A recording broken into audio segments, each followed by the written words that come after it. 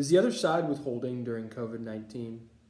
My name's Keith Flynn. I'm the Tulsa Father's Rights lawyer, and this is going to be a video about your options if the other side is withholding during COVID-19. The most important factors which will define the relief that you can request from the court are the status of visitation and the ancillaries present in your case. So, is there a parenting coordinator, therapist coordinating visitation, reunification counselor? Is there a guardian ad litem?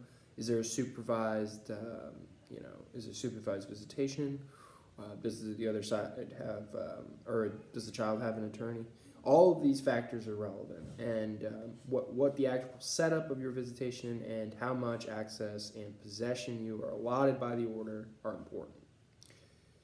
However, if you want the relief of access and possession, there are 4 options for you to file, and I think that a combination of 3 or 4 of these will likely be the appropriate response in just about every case.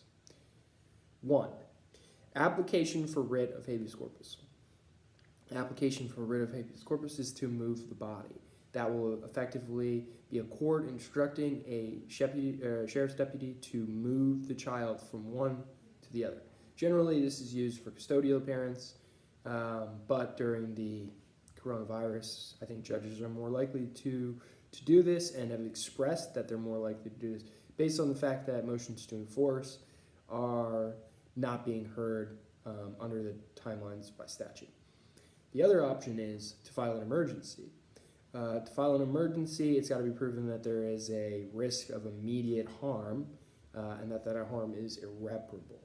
Now, I do believe that erosion of a parent-child relationship is irreparable. There is evidence that suggests that children have a fear of abandonment, that they would need to be reassured that they are not being abandoned during a national emergency. And so, I do see that it could be an emergency and irreparable harm.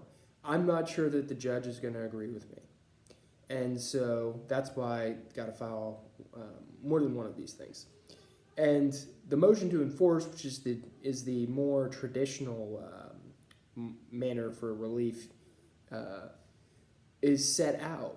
So, if you're not able to get a writ or an emergency, technically you're supposed to get an enforcement within a statutory period, which I think is 21 days. But with the current crisis, courts are paused. These are not being set. And so first in line, first to get to see their kid kind of thing, and you got to file the motion to enforce alongside the application for habeas and the application for emergency, so you can kind of check every box and see if you can see your kid. The final option, which I think is the teeth, is the application for contempt, and that's not going to get set right away. But at the end of the day, they're withholding. It's wrong. It's not fair to you. It's not helping the child, and it's violating a court order. And that contempt, is punishable by up to 6 months in the county jail and up to a $500 fine. And we'd be happy to file an application for contempt and prosecute that case for you, because you know what? How are you going to get her to do it, not do it the next time? And tired of seeing dads getting hosed. So give us a call. You've got 4 options: application for habeas, application for emergency, motion to enforce, and application for contempt citation. Happy to talk you through all of those and answer any questions for you if you got any. Again, my name is Keith Flynn. I'm the Tulsa Father's Rights lawyer. That was a movie about getting and enforcing visitation during this COVID-19 virus.